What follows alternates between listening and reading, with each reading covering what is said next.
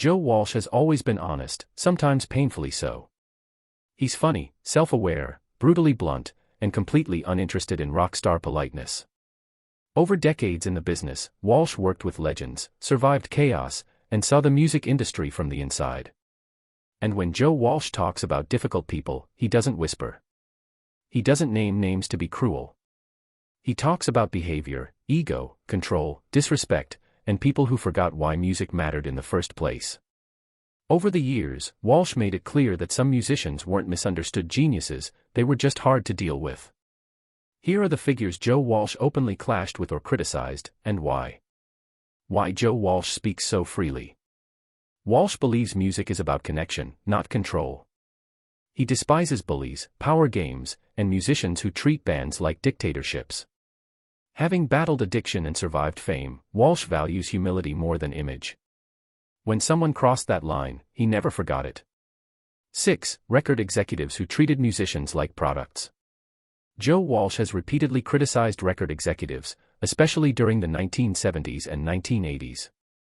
He despised executives who pushed artists into trends, rushed albums, or treated musicians as disposable assets.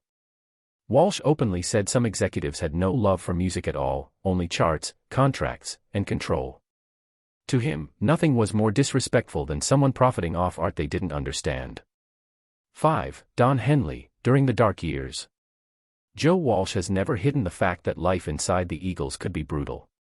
While Walsh respected Don Henley's talent, he admitted that Henley could be controlling, rigid, and exhausting to work with, especially during the band's most dysfunctional periods.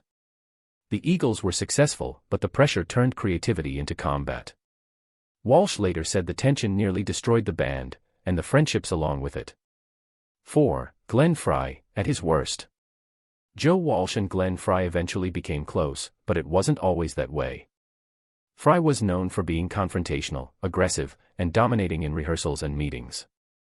Walsh admitted that Frey could be intimidating and short-tempered, especially when alcohol and stress entered the picture.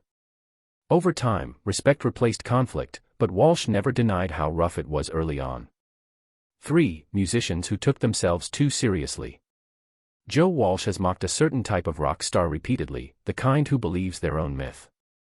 He openly criticized musicians who treated fame like royalty, demanded special treatment, and forgot that rock and roll was supposed to be fun. Walsh believes ego ruins creativity faster than drugs ever did. To him, arrogance was the real poison. 2. Studio bullies. Walsh has spoken about producers and musicians who ruled studios through fear. He hated environments where creativity was crushed by shouting, threats, or humiliation.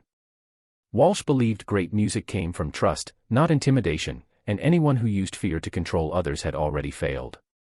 He called those people energy killers. 1. Himself, at his lowest.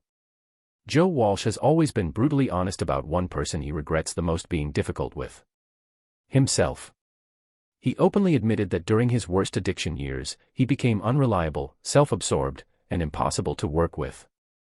Walsh never excuses that behavior. Instead, he uses it as a warning. Fame doesn't make jerks, it reveals them. Joe Walsh doesn't expose people to tear them down. He exposes patterns, ego, control, disrespect, and loss of humanity. In his eyes, the biggest jerks in rock weren't always the loudest or most famous.